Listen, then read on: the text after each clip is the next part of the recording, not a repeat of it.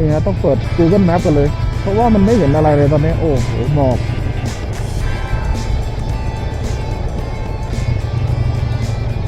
คือถ้าไม่มีไฟตัดหมอกนี่แย่กันเลย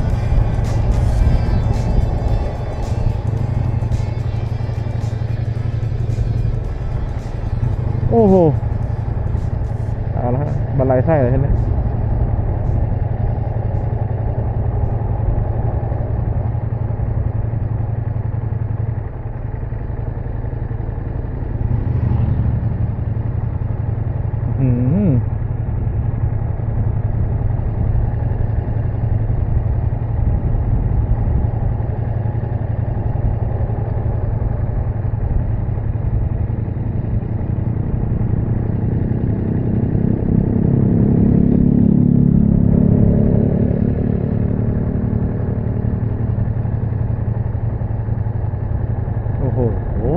ขาวตึ๊บ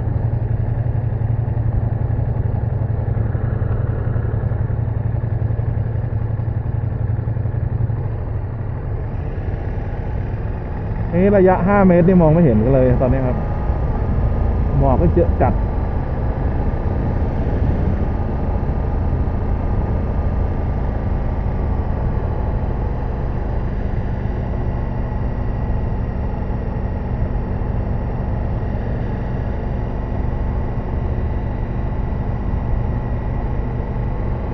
ถ้าไม่มีไฟนี้ไฟเหลืองกระพริบที่ผมบอกแล้วว่ามันอันตรายมากเลยหมอกอย่างเงี้ยดูดิไม่เห็นอะไรเลย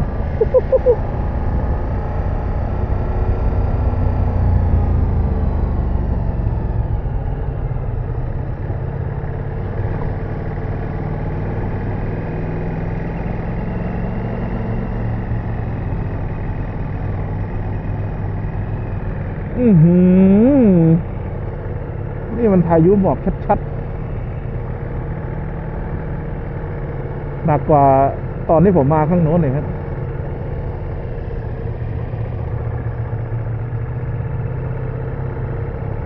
ตอนนี้ผมมาข้างโน้นยังพอมองเห็นอยู่อันนี้คือหนักเลยเติบเลยตอนนี้ระยะที่มองเห็นตอนนี้ที่ปลอดภัยนะน่าจะประมาณ10 เมตร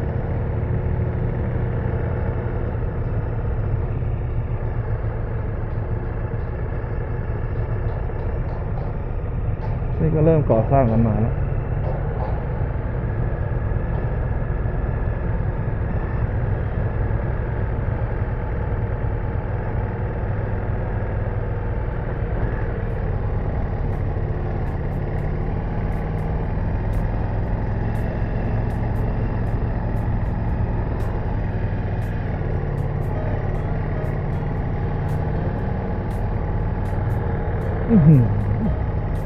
มองไม่เห็นอะไรเลย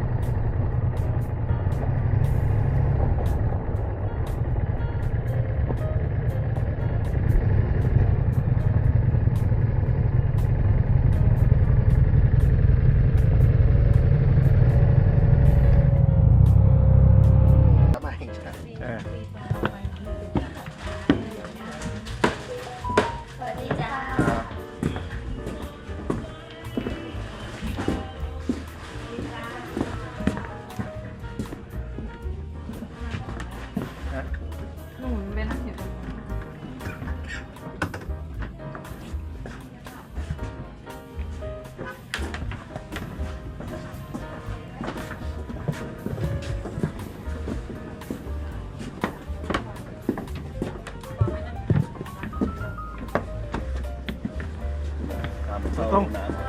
ยังไงเนาะอะไรนะตรงโอ้มีชุดใส่ด้วยวันนี้มีชูชีพตรงโอ้มีชุดใส่ด้วยวันนี้ทำไมไม่คึกเหมือนเมื่อวานเลยครับเมื่อวานทำไมคึกจัง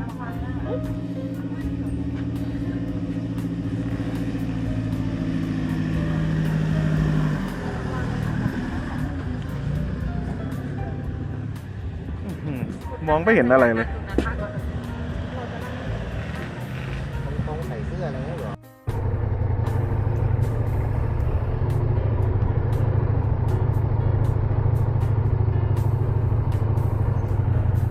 ชันที่หายเลยลงไปอันนี้ไม่ต้องทำเลยนะไปเติมน้ำมันไอ้ตรงลงได้ไหมโอเค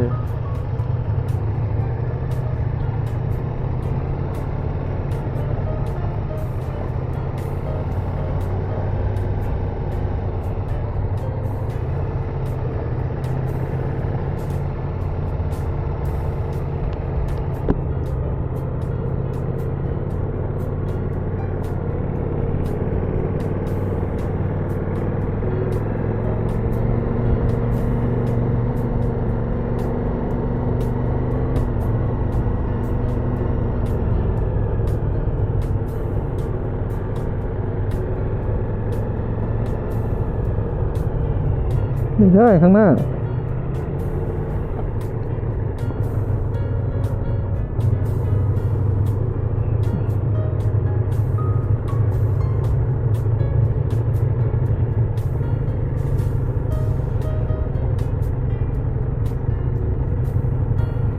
ไปรอหน้าอุทยานนะ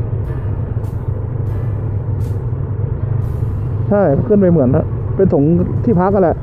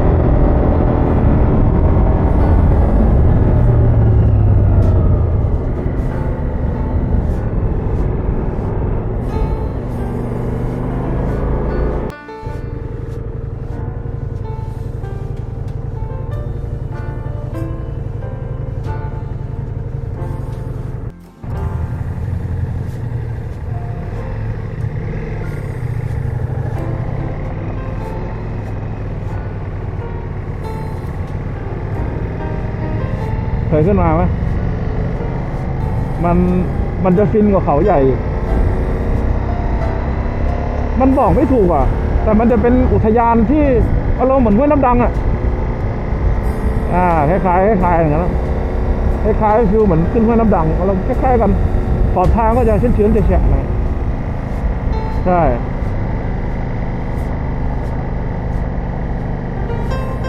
ใช่เนี่ยมันจะเย็นๆสบายๆอย่างเงี้ยชอบนะผมชอบมากกว่าเขาเขียวเขาใหญ่พอขึ้นปุ๊บแม่งเย็นจิ๊บเลย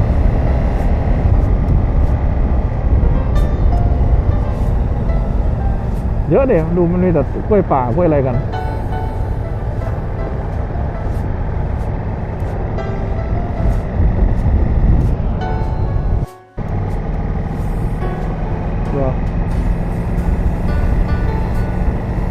ที่นี่ในป่าดกชิ้นคนก็ไม่ค่อยขี่ผ่านนะเพราะว่ามันผ่านแล้วมันก็ไม่รู้จะไปไหนอะส่วนมากเขาจะวิ่งเส้นตรงแต่ถนนมันสวยเส้นนี้เนี่ยถนนมันจะเป็นอย่างเงี้ย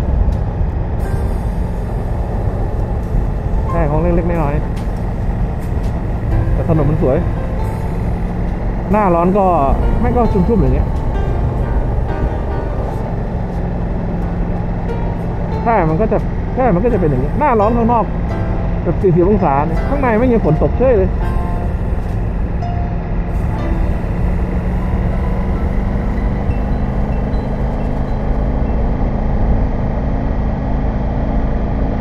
เส้นนี้มันจะเป็นเส้นที่ผมใช้แบบทับเบิกขึ้นมาฝั่งหาหัวสิงแล้วก็ขี่เล่นแล้วก็ไปลงอีกฝั่งแล้วก็วิ่งรูท12 เล่นใช่แต่ทางไม่ค่อยดีเท่าไหร่ใช่เหมือนกัน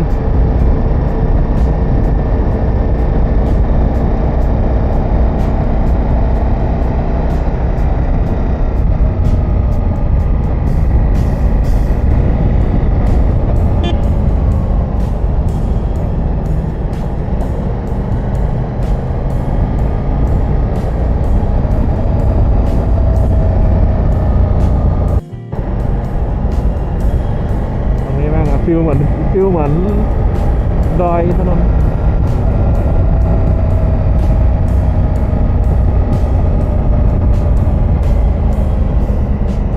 คล้าย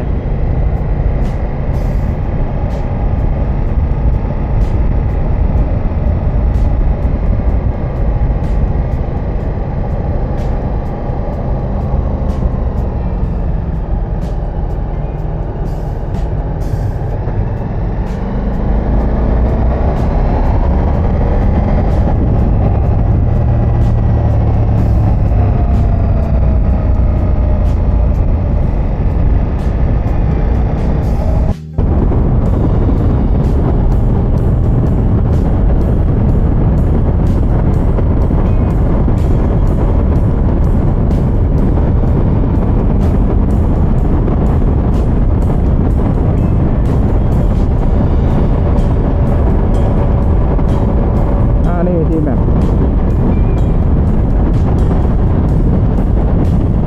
เร็วเลย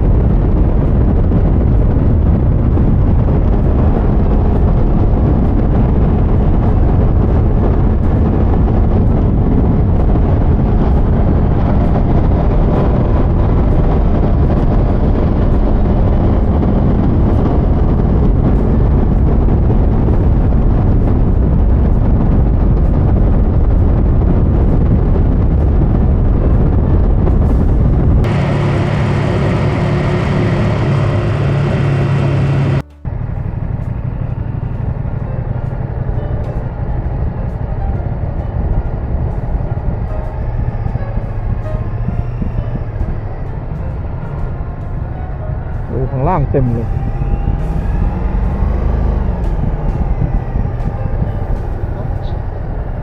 แต่ก่อนไม่มีเนาะ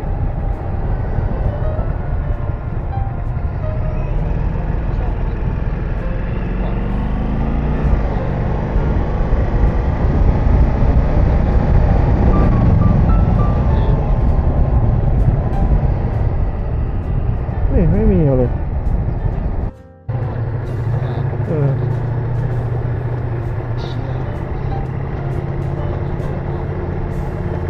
มีไม่มีซุปเปอร์สโตร์เนี่ยแบบมีแบบล็อตของบัตรรีฟันดิสเคาท์ปีหนึ่ง40 ครั้ง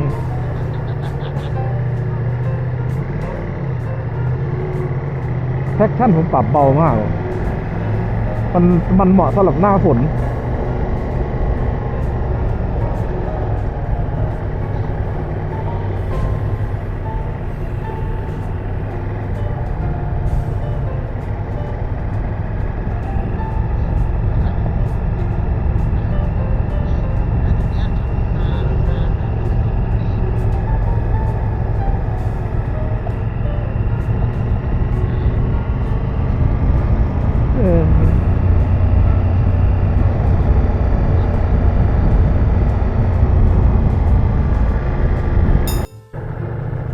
เห็นแล้วไอ้กังหันลมเขาพอ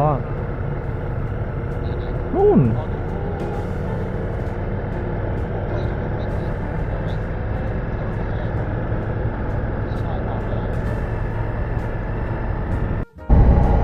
ผมก็ตกไปเมื่อกี้นี้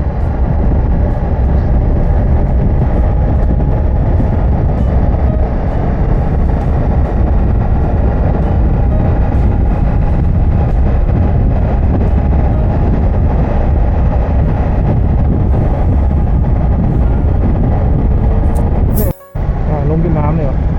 ตอนเด็กๆแม่ของพ่อบอกว่าอย่าไปชี้มันนะผมก็ไม่เข้าใจว่าทำไมชี้ไม่ได้ทำไม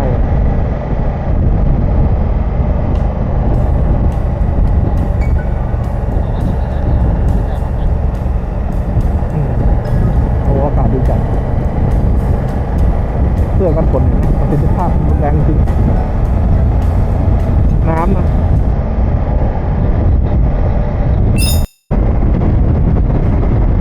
แต่ไล่กันก็เต็มที่มันก็อยู่แค่อะไรนะมันไล่กันโอ้เอาดิเอาดิเฮ้ยมันไล่กันมันจะพักอย่างนั้นแหละที่เอาไปอยู่ที่10 ล้อ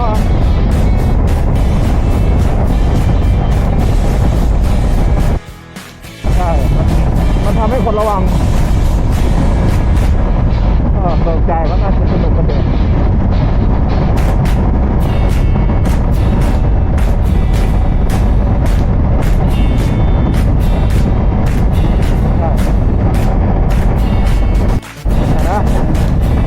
มันจะวิ่งกันอย่างเงี้ยแล้วเป็นขบวนอย่างเงี้ยไม่รู้ว่าส่งมาหรือเปล่าแต่มันทำพวกนี้มันเป็นทีมเนาะ